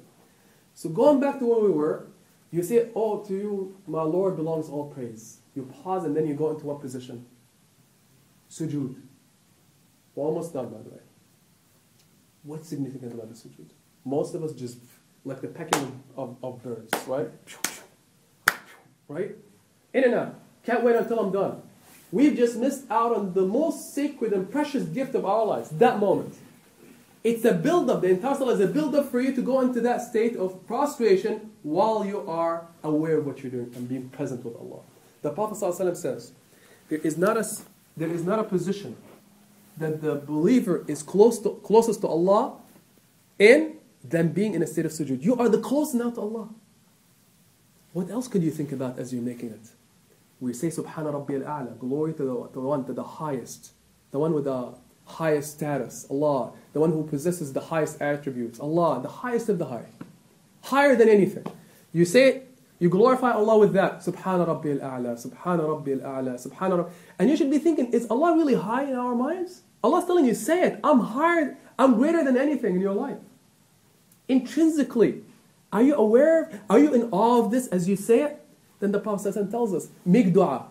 For Allah does not turn down any dua you make in your prostration. How many of us spend a minute in our sujood just making dua to Allah Azza wa Jalla? Answered. And how many of us are missing the moment? And raised out of that position. You're in paradise there. Imagine the company that you're with. Another thought you can think about that inshallah can give you the tranquility.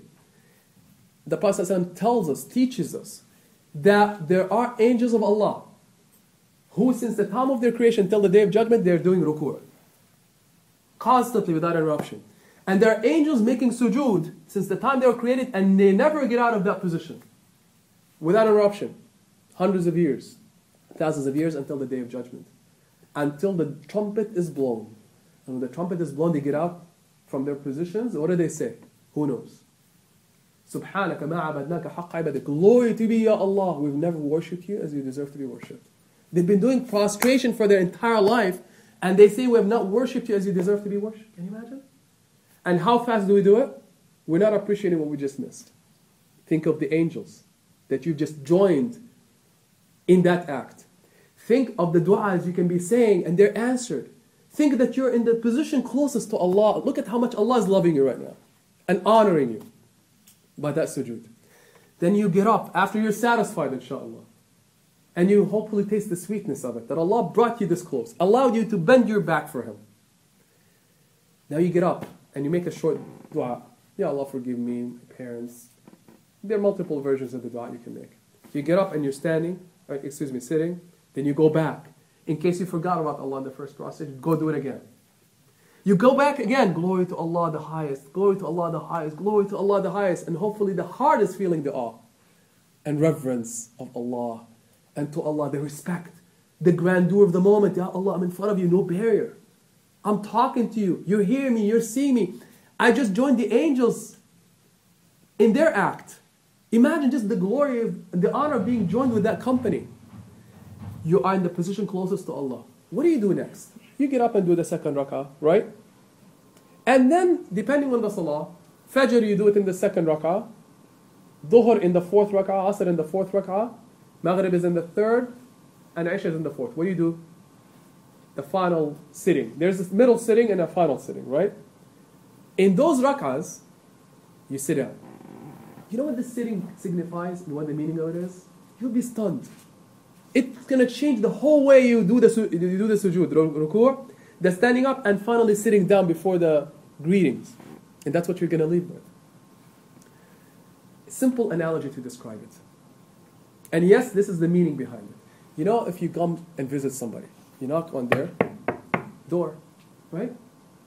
They may or may not open the door for you. True? Maybe they'll peek and see that it's you, or they'll ask somebody to open the door, just see who it is and tell me, maybe if it's so-and-so, I don't want to see them. So you're knocking. It's as if the whole salah is knocking on the door. Right? Then the person opens the door for you. And they have a conversation with you. What do you need? Blah, blah, blah. Maybe for most people, they'll tell them, oh, thank you very much for this. Send them on their way. Right? But what if it's somebody that really loves you? What do they do? What if they've invited you? You think they're going to leave you at the door? They invited you. They have food for you in a special banquet. When they open the door, what do they do? Greet you and then what? What? What do you do? What? Yeah, come in. Come on in. And if you're really special to them, they already have the banquet laid out. You sit down, they tell, please sit down. Please sit down. Then they'll actually have you sit on the best seat. And just start talking to you. Isn't it true? Can you imagine that the entire salah was the knocking on that door, and then the opening of the door, and you're talking to Allah, and Allah is literally saying to you, you've come that close. You've bowed for me. You've prostrated for me. You've made requests of me. You asked me to guide you. You glorified me. You made the wudu for me. You've traveled this far. I want you to come in. Come in through the door that has been opened for you. And because I love you so much, I don't want to just talk to you while you're standing. What do I want you to do now? What do? Sit down. So when you get up from the position of prostration, it's as if you've come that close and Allah is now telling you, you've come that close, you're closest to me, sit down. And you've just taken a seat in the court of who? Allah. In the court of Allah. Special seat. How do we know that we're actually now with Allah? Notice the language of tashahhud. You know tashahhud? At-tahiyyatu lillah was-salatu wat-tayyibat. Let me translate it for you so that you appreciate what you're saying. And I want you to draw the conclusions. Here's what you say.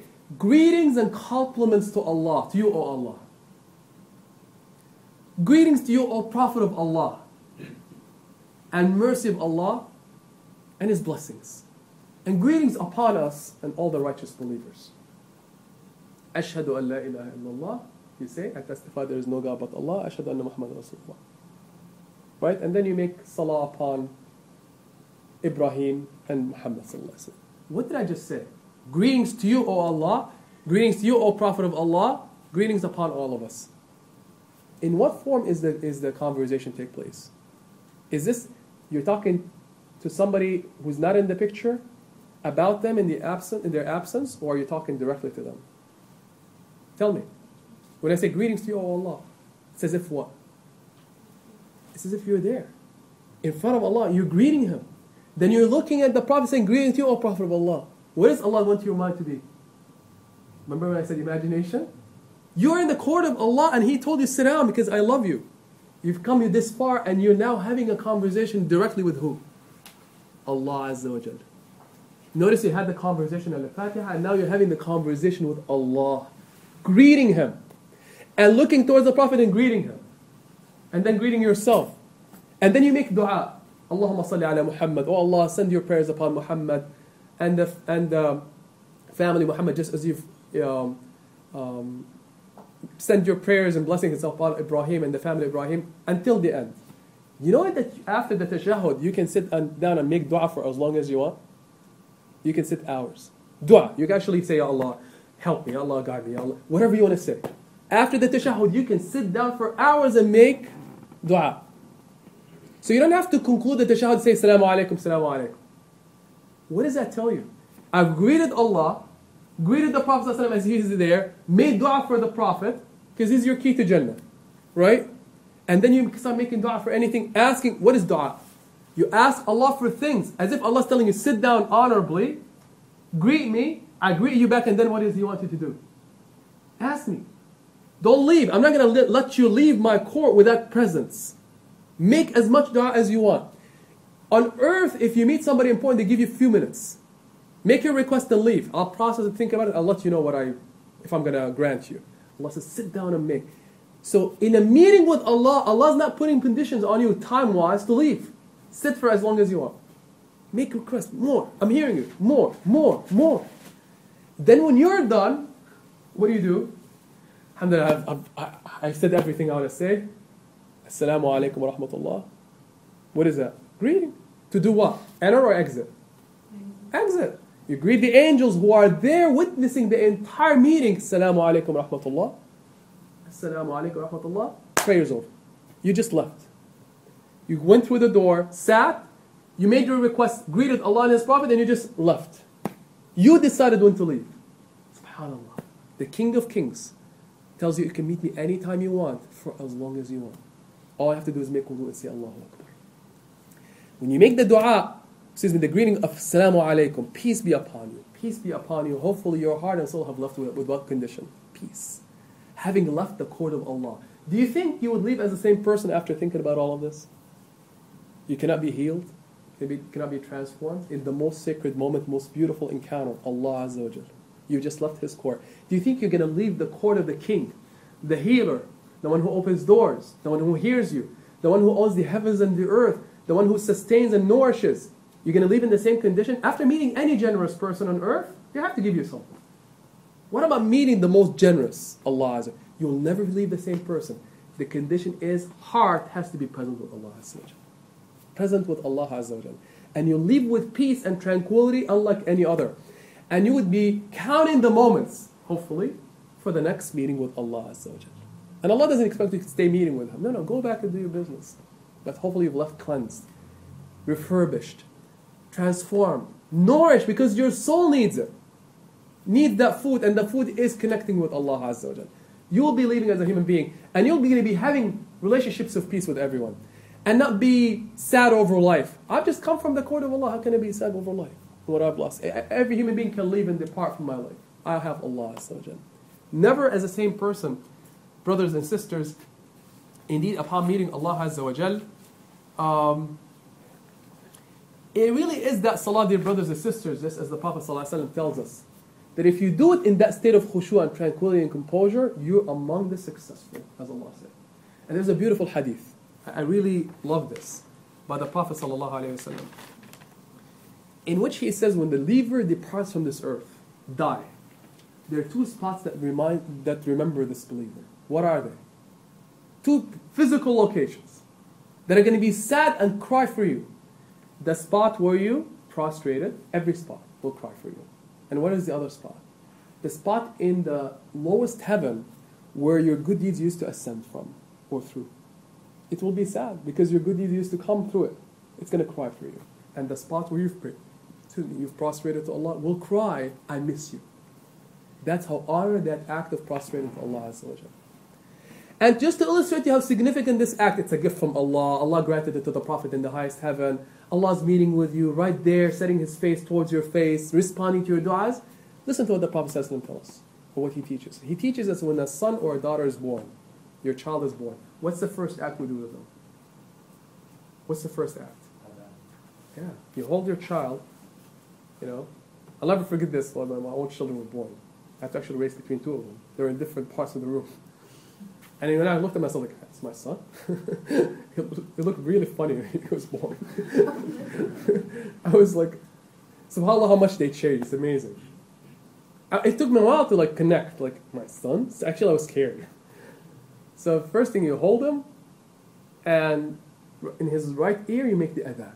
What's the adhan again? Summons to meet Allah. I'm actually shouting out in his ear, Allah is summoning you, calling you to meet Him. Then you turn him to the left ear, and what do? Iqamah. The prayer has come. Get up. SubhanAllah. That's what you're telling us, someone who has no comprehension yet. And I moved to my daughter, did the same thing. SubhanAllah. Amazing, your journey in life begins with connecting with Allah through the salah and a reminder about it. Even if you're not required to do it until you reach puberty. Right? It's okay, you make the summons, because the entire meaning of their life is around the salah. You get the salah, you've gotten everything. You miss out on the salah and you lose it, you've lost everything. Then at the end of their lives, whether they've prayed or not prayed, how do we wrap up their lives when they die? We make salah on them. Salat al-Janazah. The final act in right after their lives end, we pray on them, as if the entire life is wrapped up in what? Began with a summons to the salah, concluded with salah. Your whole life is wrapped up in salah. Can we now see this as the most significant, greatest thing we can do in this life? That if we get it, Allah's going to put you on a path, inshaAllah, of success. You've gotten everything. You've gotten the best treasure. It's the thing that puts you in Jannah, the key to Jannah, the key to healing. It's your entire life is founded on it. You get this right, you've gotten everything right, no matter what you've gotten or missed in this life. And Allah is happy with you. Most beloved act to Allah. Is it beloved to us? Is the question, dear brothers and sisters. And finally, I want to conclude with this. The Prophet was a genius. He said, how do people come to start thinking about the significance of the salah? How would they become aware of the greatness of it so that they yearn for every moment in it, so that they look forward and get excited about it? How do they get to do it perfectly? With presence of their hearts and of their minds and of their spirits. He says, whenever you get up to pray as if, what? It's your last salah. Why is that? Really, let me ask you. I want to imagine. I'll tell you, Salat al-Isha in 10 minutes is the last salah of your life. Will it be the same? No. Seriously. If you know seriously, it's 12 o'clock, you're dead. You're not going to get up for Fajr. Not getting up for Fajr. Here's the news for you. You will not pray Salat al-Isha the same way. There's no way. It's the final thing you meet Allah with. Believe me, your heart will be present. You're going to have to be... Will you be really thinking about exams next week? Or welcome back dinner? I don't know if there is one. Or whatever. Or family problems. You will not think about anything but the meeting with Allah. The Prophet ﷺ was a genius. He said, Salli salata muwadda'. Pray the greeting of somebody who's about to depart from this life. He prayed it like that. You will not be the same person, brothers and sisters. And your salah will not be the same salah. Take off your shoes, right? Take off your shoes. If you think it's the last prayer, you're going to take off your shoes, by the way. The shoes in your mind and in your heart.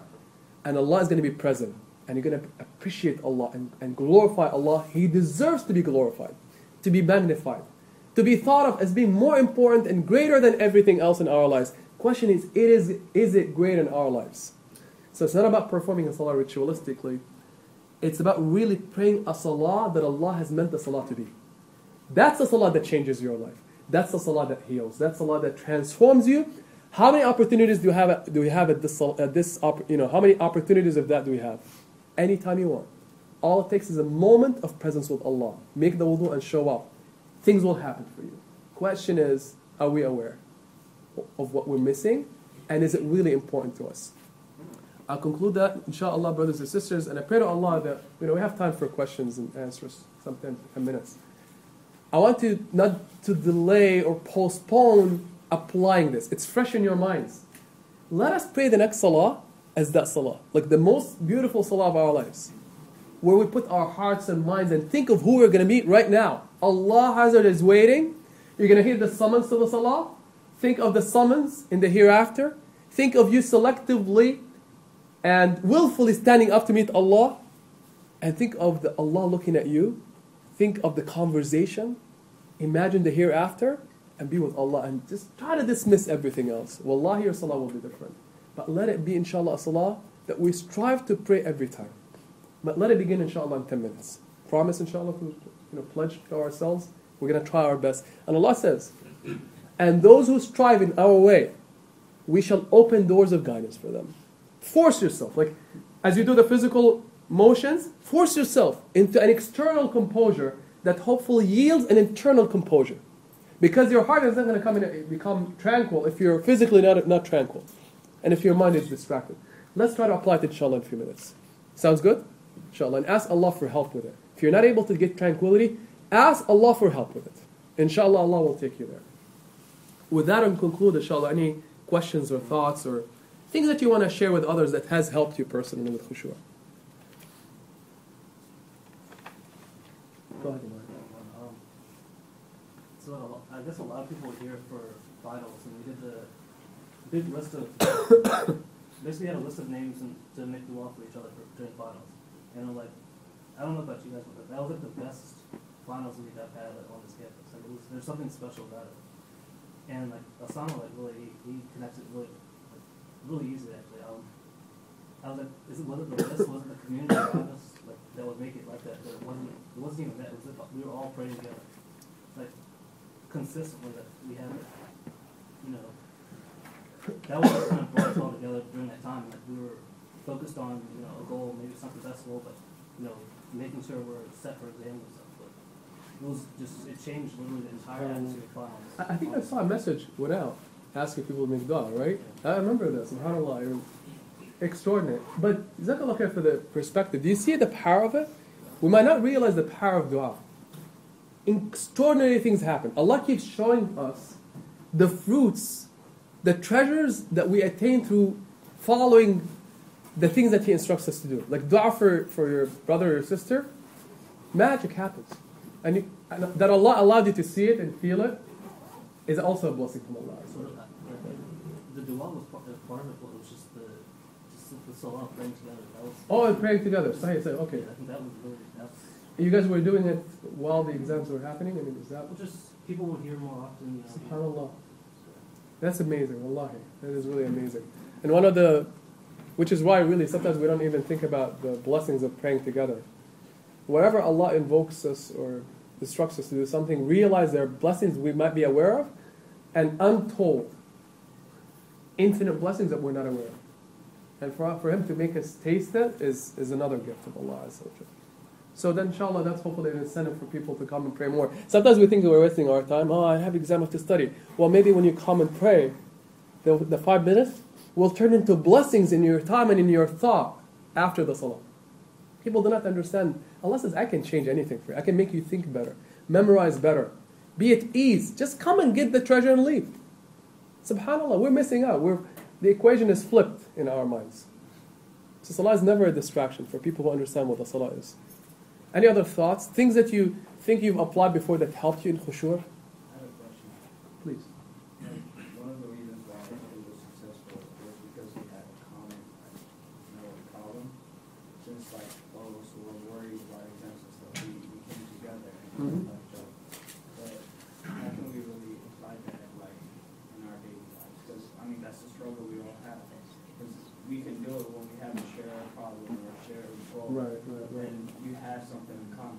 But now, what is there? Let me tell you something. For me, what works, and it took a while for me to get this. Allah by Allah, I never even learned these meanings growing up until very late in my life. I never really saw the salah as nothing but a ritual. Fulfill your obligations, not Allah is not upset with you. But I never looked at the flip side. That I cannot even, in my present, I'll give you an example. The Prophet ﷺ, remember what I started with? Wherever he experienced pain, no matter what the pain is, he knew right away it was forcing him to the salah. And when he went to the salah, he got the healing. You notice what happened in your finals? You got healed. You felt it. Allah was teaching you something. You see how He's telling you essentially, you see how I can heal you when you come sincerely to me? Once you realize Allah can heal you through the salah, you're going to start getting excited about it, no matter what others are sharing or not sharing. Make sense? That I'm personally in need right now. That's one thought that really helps you, to see that when I go to Allah, He's so generous, He'll never make me leave in the same condition, and He really will strengthen me and bless me and heal me from my problems. And the second thing is, that really helps you, at least raise to the salah, is that, do I really want to be among those who are left out of the blessings of Allah? Because once you cut off yourself from the salah, you cut off yourself from Allah. That's a thought I didn't know how to use. That's why I'm like, people who don't pray, I'm like, oh my goodness, you're in serious trouble. Serious trouble. You just cut off the rope with Allah. How can you survive on your own? So for me, it's about connecting with the one who can make it happen for you. So regardless now of what the experience and the condition and circumstance, I notice every single day we're struggling. So Allah's telling you, for each struggle, I can heal you. And once you taste the closeness to Allah, it's no longer a problem to even face struggle. You got Allah. Yes, and recognizing who Allah is. Wallahi, brothers and sisters, that's why it's so essential to learn about Allah through His names. When you start appreciating who Allah is through His attributes, what He means for you, how He can change you, how He is there for you, how He can fill your heart with hope, the more you learn about Allah, the more you learn about who? The significance of the one that you're meeting in the salah. So your salah experience will change. When you do not know Allah, and you haven't tasted the sweetness of being with Him, salah is nothing but a ritual. So I would say, learning more about Allah, His grandeur, His beauty, His magnificence, His healing powers, and so forth. And number two, to realize what the meaning of the salah itself, the purpose of it, how it can really change us as human beings. That's when you really come to the salah with eagerness. then it's not going to even require struggle in our lives for us to go to Allah Azza wa Jalla. It becomes in itself an enjoyable experience. But I also have one advice for you. If you're, the more that you diminish the amount of salah that you do, the less meaning it will have. Like that's why the Prophet prayed extra sunnahs, right? So strengthen your fard salah with sunnah. Strengthen your sunnah with extra prayers at night. If you have not tasted this before, pray at night. Try to wake up, preferably last third of the night, but it doesn't matter. You're going to experience meanings in the salah that you have not experienced in the other salah, because there are a lot of distractions during the day. But when you get up in the middle of the night, Allah is closest to you. And He's going to make you taste things that are just out of this world. You know, you pray at night. You know what I'm talking about. Try to do it more and see what Allah does with you. He always makes you taste things. And when you taste beauty, you're going to want it more. Make sense? Any other questions? So if you're having like very distracting thoughts while praying, like, is it just a matter of forcing yourself to Yes. focus again? Or Well, is there a certain supplication that you the can Prophet say? ﷺ taught us a few things. Here's what I would say. First, actually, you're in the salah, you can just, minimally, like, spit on your left and seek refuge in Allah from the shaitan. But that's why we're talking about this whole thing, is that it's a journey. It's not, you're going to have distractions. You're not going to get rid of them. The more that you try, that's why I said, the more you strive to think about Allah before the salah in your wudu, and not being distracted before the salah and realize the meaning of everything, the more that you're going to minimize on the distractions. But if it's going to require forcing, force yourself. And by the way, the more you force yourself, the more that Allah will open your heart. Because you're essentially saying, I want by force to do this. You're actually saying Allah is important to you. You notice we try to force ourselves, when there's somebody who wants something from us and we care about them, we try to force ourselves to do it in front of them, right? It's actually a good thing. Even if you're not concentrated. Force yourself, like, Allah, I'm going to focus on my body, like, I'm respecting Allah. Try your best. And the more you can imagine. That's the reason I was focusing a lot on imagination. You're thinking anyway. You cannot strip your mind of thinking, even in your salah. So let the thoughts be around imagining things in the hereafter, and imagining being with Allah. Does that make sense? To the extent that you're able to nourish your imagination as you stand in front of Allah, to the extent that you can cut down on distracting thoughts. But realize, and also one more thing. You remember the one that shows up in your salah to distract you? What's his name? Khanzab. Shaitan. Special shaitan. Notice before we begin Al-Fatiha, what do we say? A'udhu billahi minash shaitan ar-rajim. We seek refuge in Allah from the shaitan. You know why the scholars say you begin with that? Because shaitan is the barrier that stands between you and Allah. He's going to try to ruin your salah. So the first thing you do after Allahu Akbar is, Ya Allah, I seek refuge in you from the shaitan. How about if you spend a moment thinking about that? Ya Allah, I know the shaitan has come right now. I seek refuge in you from him. And you say Bismillah ar-Rahman ar-Rahim and then Al-Fatiha. But we need to start reflecting more on what we say. So one homework for you that really is important. Go look up any commentary on the Quran. Type it, Google it. Meaning of Surah Al-Fatiha. Just that alone can change your salah. So the more that you learn about what you say, the more that inshallah you'll be in a better mode when you're in the salah. But when we're unaware of what we say, how can you be in concentration? Make sense? So look up the meaning of Al-Fatiha and learn, I would say the other thing is learn about Allah Azza wa Jal. And remember what the physical acts mean, especially the sitting, right? It's a conversation with Allah Azza wa Jal. Like that for me like stunned me when I learned about it. And by the way, some say it's not authentic, but regardless, it's a beautiful point that can help you. The conversation we say in the tashahhud, according to some, even though it's not authentic narrations, is that it's the same conversation that the Prophet ﷺ had with Allah in the journey of Mi'raj. He actually greeted Allah that way. And we're repeating what he said where? In that place, as if you are there with the Prophet ﷺ talking to Allah in the same way. It's just a beautiful meaning for me. And that you've been honored by being invited to sit down in the presence of Allah and in His court. It's 7:33. So one final thing before I leave, inshallah. Make a lot of dua that Allah helps you with this. Number one. Learn more about the salah. about Al-Fatiha, and really tons of dua. People, when they ask me, like, how do I get there? Like, make dua. Allah is there to help you and assist you with this. And to the extent that it matters to you in your heart, and this is sacred, to the extent that you're going to be making dua. We make dua for things we care about. How about making dua for the salah if it's important? Right?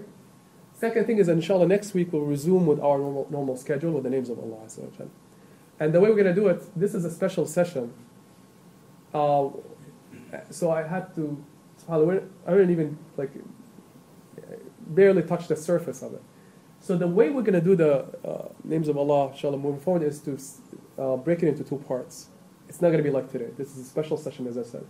We'll do an hour on that name that we're dealing with, and then really another hour of discussion, pure discussion, inshallah. So it's going to be different format, inshallah. As I said, unlike today. I know today was kind of longer presentation just because of the content, but I'm going to cut back on the presentation with the names of Allah to an hour, and then pure discussion in the second hour. Okay, we're good, inshallah. So please come back, inshallah, next week. And I promise you, next week's name, no joke, wallahi, like, it altered my understanding of a lot of things in our deen. And we're going to do the name that we're supposed to conclude last semester with. The name is Ash-Shaheed. Shaheed. Where do we hear this? Shaheed. Somebody dies, right? Fighting, whatever. Shaheed means the witness. Incredible name of Allah. We're going to learn about it, inshallah. And connected to Shahada. Ashhadu an la ilaha illallah. What is Shahada about? You will be amazed what Shahada is about. So next, it's as if we're relearning our deen, isn't it? SubhanAllah, it's amazing. We say things we don't understand. What is Ashhadu an? Why do we say I bear witness? You're going to learn next week, inshallah, why we say Ashhadu an la ilaha illallah wa Ashhadu, I bear witness that Muhammad is the messenger of Allah, and talk about the name and how it's connected to this expression. So please make sure you're here. Inshallah, you'll not be disappointed, inshallah. Any final comments before we pray, inshallah? Jazakumullah. May Allah bless you for your patience, for coming, inshallah. I ask Allah Azza wa Jalla that He benefits all of us with learning about Him, and that He benefits us from what we have learned today. I ask Allah Azza wa Jalla to enlighten our hearts with knowledge about Him. I ask Allah Azza wa Jalla to grant us tranquility and khushu' in our salah. We ask Allah Azza wa Jalla to bless us to be among the best of the believers who are granted the gift of tranquility in the salah. We ask Allah Azza wa Jalla to allow us to experience the salah as the Prophet ﷺ experienced it. We ask Allah to heal us through the salah and to make it something that is a refuge for our hearts and souls. We ask Allah Azza wa Jalla to enlighten us with knowledge, to extend the blessings and shower us with His mercy and forgiveness. Allahumma ameen, Allahumma ameen. Jazakumullah khair, inshaAllah. And let us, inshaAllah, pray as if it's our last prayer, inshaAllah, and to try to remember as much as we can from the lecture, but not restrain yourself. Just let your imagination with Allah go, inshaAllah. Jazakumullah khairan. We'll pray, inshaAllah.